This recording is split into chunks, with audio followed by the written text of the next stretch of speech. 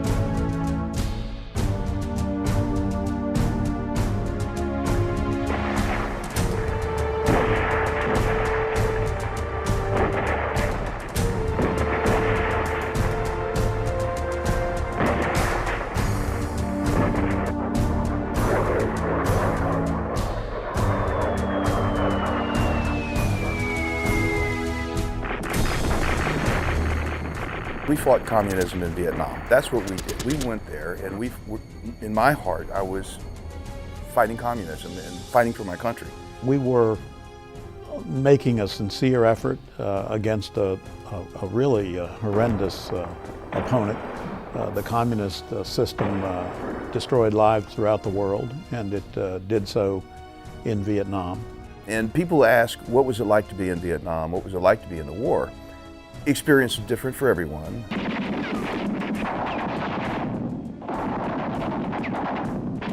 During the Tet Offensive of 1968, I was a platoon leader in Tuy Hoa, which is on the coast.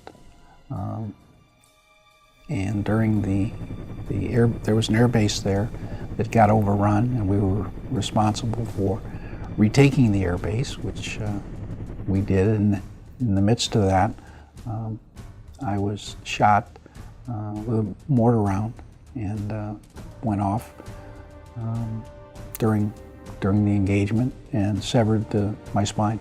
That left me paralyzed, paraplegic. I left going to Vietnam at 18. I came back at 19, and I had a totally different frame of mind. I wasn't the same person. We were engaged in a firefight, and then after the firefight, we kept walking on a rice paddy, which is where they grow the rice, which is nothing but water and mud.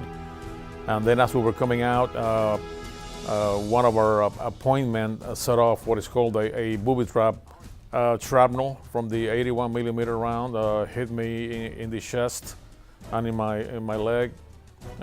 Fortunately, I was wearing a flak vest, which is like a protector, and it knocked me off my feet, but it did not penetrate, otherwise it would have gone into my chest, my heart, and could have killed me. I had a small heart attack, I had high blood pressure, depression. I mean, I had dreams of, of what I went through. Very bad.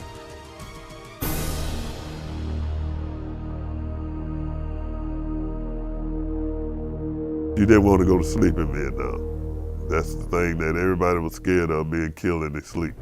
My wounds are visible, and a lot of people's wounds are not visible, and those are the people I would hope the community would think about, because it is still is a thing that weighs heavily on a lot of people. I served in Vietnam in 1968 and 69 in Phu Bai, Quang Tri, Dong Ha areas. Matter of fact, I worked from Da Nang to the DMZ. I was a combat engineer, so constructed bridges all over Vietnam, the northern part of it. I served with 56 FMS Field Maintenance Squadron in Vietnam, I was two things. I was an aerospace ground equipment repairman, and I also was an age controller. My name is Albert Ibanez, and originally from Louisiana, Shreveport, Louisiana. After 1 year of college, I went into the Navy.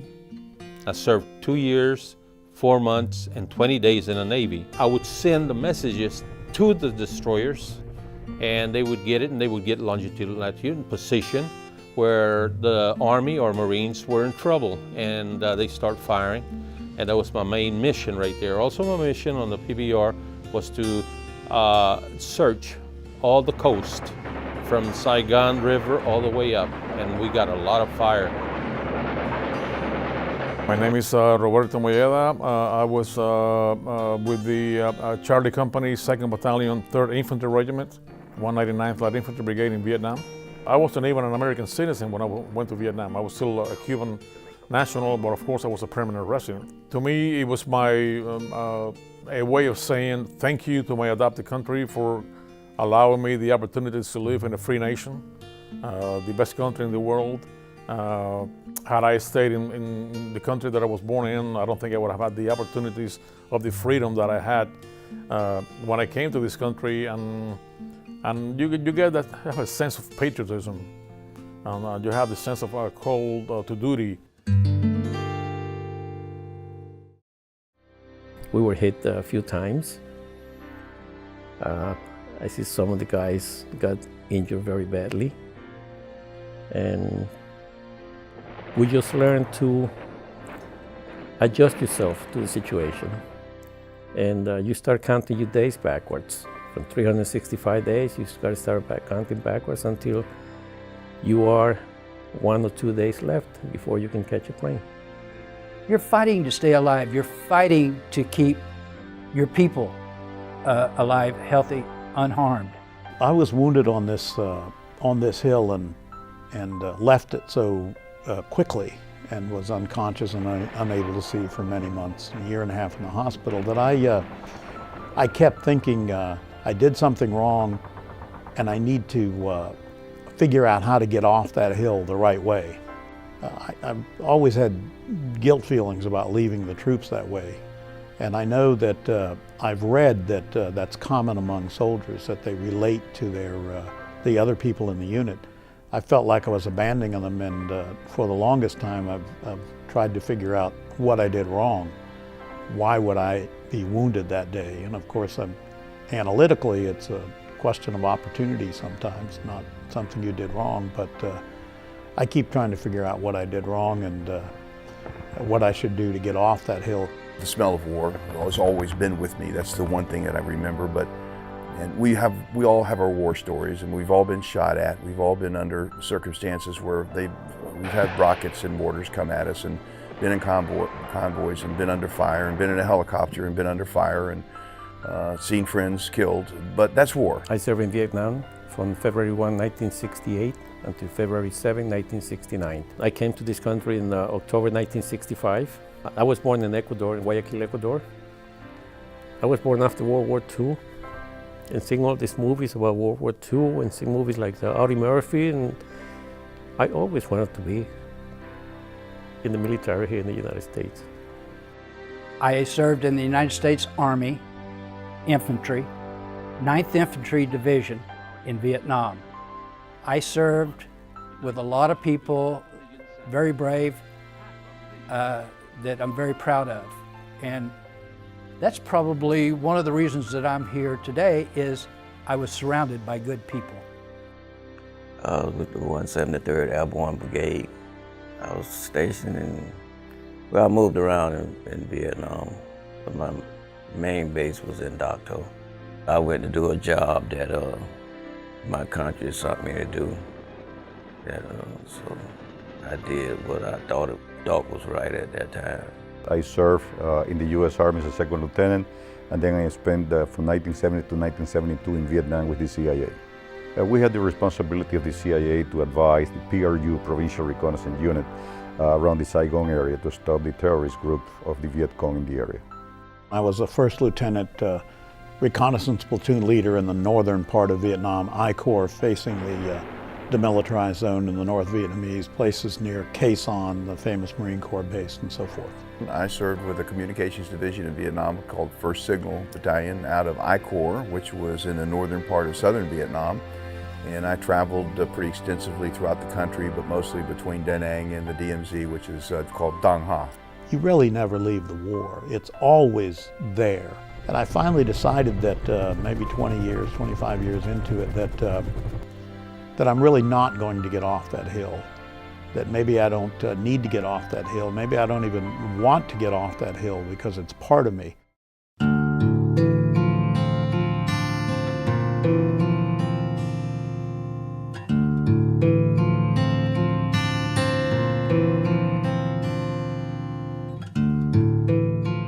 There was a lot of turmoil back in the United States, and we were prepared to expect a negative reception, which is what took place.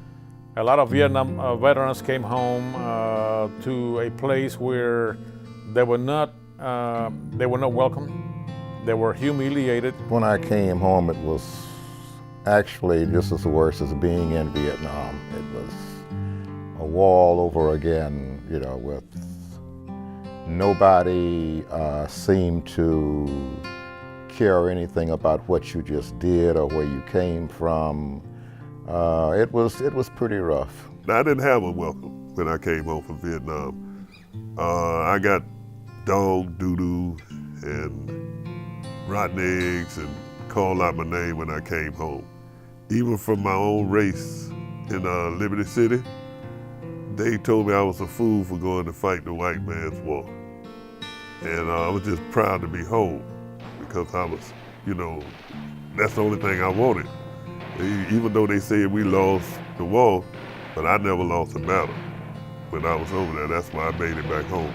You was afraid to say that you had served in Vietnam because of the backlash that came behind it, that what people said and thought. It really affected me, especially when we came home. People were so hateful to us. They didn't want us to talk, and if we said, I'm from, I just got back from Vietnam, you know, they would say, just like that. And they would kind of, like we had a plague, and they would move away from us. And I mean, I had a hard time. It was very frightening, sad, and that what I went to do, it wasn't appreciated. So I didn't really understand it at that time. I'm sitting right here telling you, but when we came out, we couldn't say nothing, not a word of that. We had to endure that. We had to have that inside of us because they wouldn't, you know, I'm sorry. It's just, I'm getting nervous now. The stories that many veterans went through, that you hear now, are for those that are still suffering. I think that suffering is far worse, in my mind, than combat. I felt like I was thrown away, like no one cared anything about what happened to us or what we did, and it put me in a frame of mind wherein I was actually ashamed of being in Vietnam. I realized that I was coming to another war. But this war was more difficult because I couldn't see the enemy. And the enemy was my own people, my country. They called me all kinds of names at the airport. I felt bad. It was very hard to see the reception that a lot of those people received when they came back, that they did not deserve. And it's important to realize that war is the same like any other war, and the people who went there went to defend this country, ordered by this country. We were proud to do so. Well, I came home unable to see And the first thing I heard on a television was that I was in the army of Genghis Khan and that we were baby killers and so forth. That was distressing, of course, but I felt the worst for the younger troops who were coming home. I thought I could deal with that phony baloney kind of claim, but I don't think all of them at a younger age could as easily disregard those comments. I'd see on TV the protests that were going on against what I had been doing in Vietnam. And you have mixed feelings when that occurs. Was I doing the right thing? Are these people right? What is the correct feeling for this? So it was something that you had to deal with on a personal level. It's not just that somebody disagrees with the war, because political disagreement is acceptable. It's claiming that the soldiers themselves are constantly behaving wrong, and that and those accusations are made strictly for personal political gain of the individual saying it. That's what's disheartening. It was just that time where there was so much protesting that a lot of people, it got into their minds and they didn't want to have anything to do with this. Nothing. We felt so lonesome. We felt like, hey, we don't have a country. Although we were fighting for the country, and we were very proud when we came back. There was no parade. There was no thank you for your service. There was nothing. It was just hate. So you have to hide yourself. Like they make you feel ashamed for your service.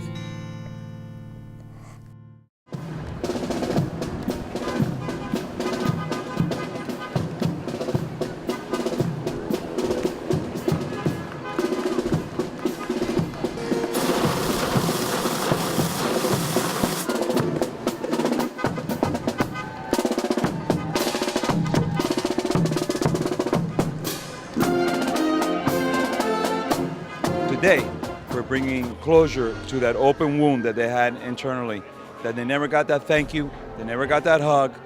They were treated as the worst in this community, called all kinds of names, and enough is enough. It took almost 50 years to do this. It's very sad to say, but I wasn't going to let one more year go without doing this. This is something we have waited for so long, I'm elated, and I don't want to get sentimental, but it's something, it's inside of us. If you can see, everyone is happy here. I'm just so happy. I'm happy that finally we can be recognized. It's thrilled. I went through a lot of stuff. Cuando llegamos aquí nadie nos reconocía. Y ahora al cabo de 50 años lo están haciendo. Más vale tarde que nunca. It makes me feel very proud to be an American. People don't forget. Feels wonderful. But we're doing it for not only for ourselves, but for all those people that didn't want to come today. There's plenty of them. Because of the way they were treated years ago. Right. We're here to stand with those guys. That's what we're doing. And we want to thank the county very much for this. Thank you. A parade like this, it really brings a lot of closure to a lot of Vietnam veterans that they never received a warm welcome from our own citizens. Oh, love it, love it. I mean, we have never had anything like this. It's very emotional. I think it's something that is way, way overdue. I don't feel ashamed. I'm proud now because we have gotten a little recognition. It's a real honor to be honored by somebody, finally.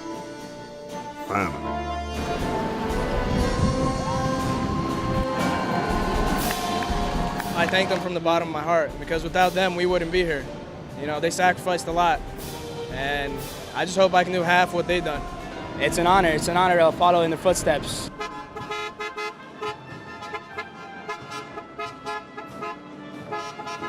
I want to show my support for the men that did what this country needed to do. I was here 20 years ago with my mom for the Gulf War veterans, and unfortunately my mom has been deceased now for 20 years, but I thought that she would want me to be here, so I came to support the veterans and, to give the Vietnam veterans that came back home the parade that they deserved a long time ago. think it's wonderful to give tribute, and most of all, to have a day of peace for them and appreciation. I'm here to support my soldiers. Yay! Hoorah! Hoorah! America rocks! Ooh, that's what I'm talking about. I just would like to thank everybody that's involved at all the levels of this to, again, hopefully put a final closure on something that was life-changing for me, life-changing for many of my friends, and life-changing for our society. This parade and these things are wonderful, they're nice. I don't expect it. There's nothing that I've done special to earn this. I just serve my country. I am glad to be an American soldier, and I serve my country well, and I'm so proud that somebody is looking out for us, that, you know, and I hope the people realize that we are human and soldiers, and we just did our job to protect this country the best that we could. Expect nothing and give all.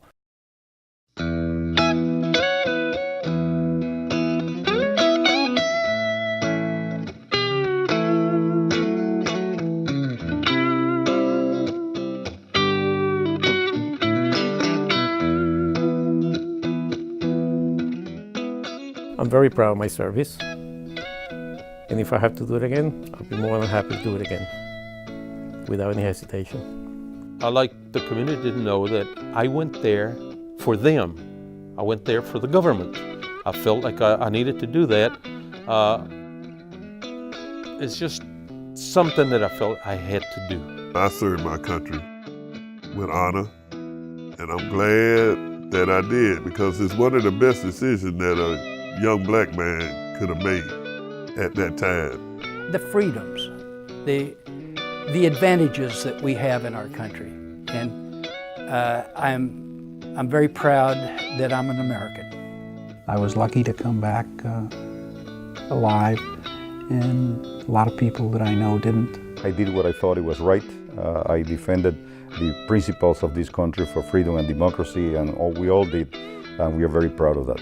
Vietnam will never be forgotten.